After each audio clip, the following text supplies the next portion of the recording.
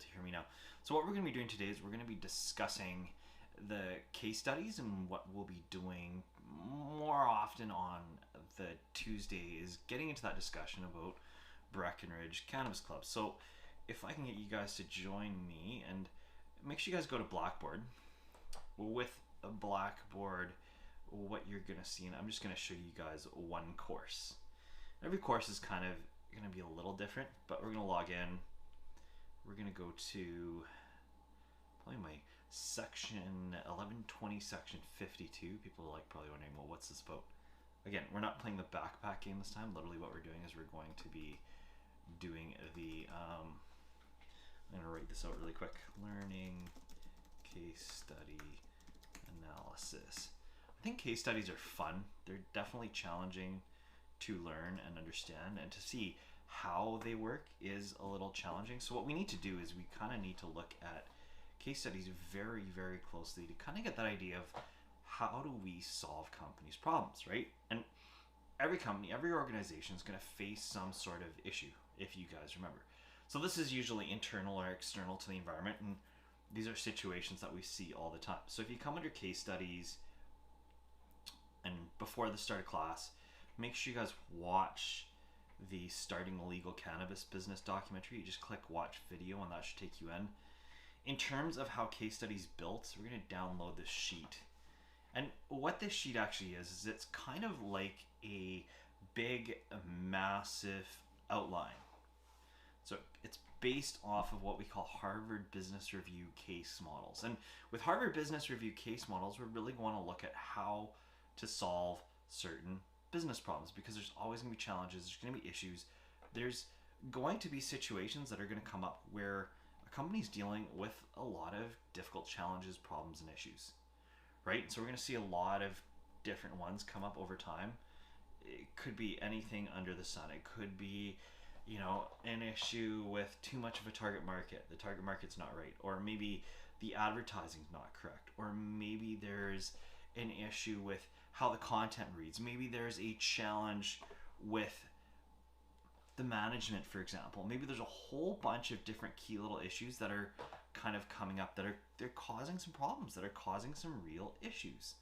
And that's what we need to look at. So it's always good to really define what the main problem is. And so what we're seeing here's your case analysis worksheet.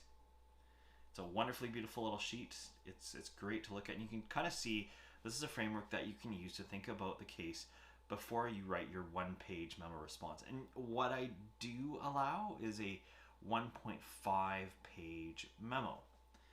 So you're going to read, define the main problem. It might be Matt talks too much about male pattern baldness, right? Well, we'll throw in like some real issues. So with Breckenridge Cannabis Club, you could be like, just put in bulleted points. Marijuana legalization is causing serious issues.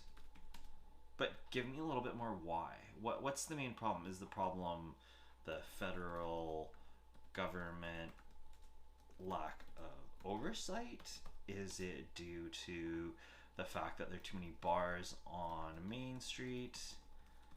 Is it issues with product development? And you actually need to go way more in depth. Like if you look at all the internal and external issues, list some of the internal and external issues.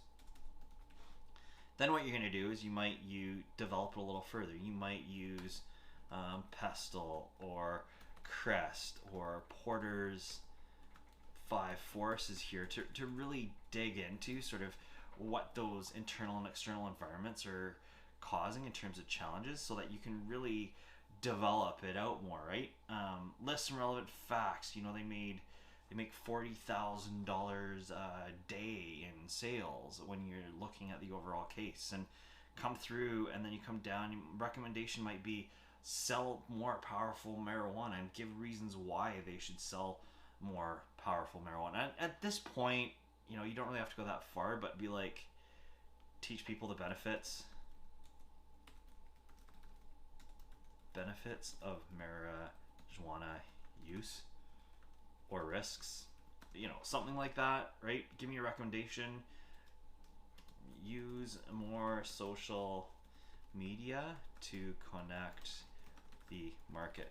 And while they're making lots of money, the bigger challenge might actually be internal. There are internal publics. Major stakeholder issues. Now I'm kind of giving you a little hint there. That's something that should kind of help you out. And again, you can kind of come through and you can look at it and you can kind of see all the different areas. But you're going to list those main insights. Then you're going to do recommendation 1, recommendation 2. Why is recommendation 2 better than recommendation 1?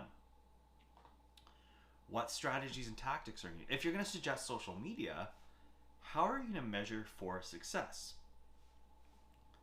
What are you going to do? What KPI, what key performance index are you specifically going to share with your potential target market? Does that kind of make sense? I mean, you can kind of really quickly go and you can do searches online very quickly to find case study examples. Let's go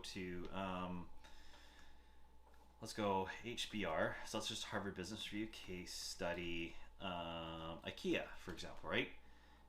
And you'll see a lot of different case solution and analyses that have taken place. This one, they talk a little bit about the issue. To identify how IKEA would create value for its customers, there needs to be analysis of IKEA's value creation in terms of a SWOT analysis, right? And so we can see here, they're kind of talking a little bit, really going through some of the issues when they opened. Strengths, effective business model. Weakness is a Swedish company that's different from American company. Customers prefer American companies. Opportunities, price sensitive, right? IKEA's threat in terms of competition, the low-end furniture retail stores such as Walmart, Costco, and others. And you can kind of keep digging in and you can kind of see sort of what they did. Now, you're really going to want to share, how do you fix the problem? You can see the problem statement. For us, that happens up above. So for us, where you're seeing the problem statement, you're defining the problem right out of the gate. Okay? So again, you would put that information down here, then you would analyze the case, then you would list any relevant facts, data, information, right? And basically use this as an outline for your actual written case. And we'll actually have you guys fill this in when it comes closer to that time. But again, I just thought I would kind of give you that really quick little run through just to see how case studies are done, so you have that idea of everything. And again, if there are any questions about this, it's best to ask before, because if you come under Blackboard, you go to case studies, and I really hope the rubric should be at the bottom. If you click on case 2, this is the space that you're actually going to go to hand it in, and there will be a rubric that is looking for each and every single piece. And once that rubric's built, I'll actually throw it in and I'll show you guys what that rubric looks like. But it's looking for key specific things for case 2 and case 3. Case 1 is just an in-class discussion, and then you guys are going to present your ideas. So again, if there are any questions about this, please don't hesitate to let me know.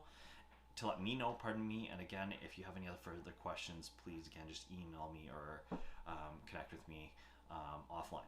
Have a good one, guys.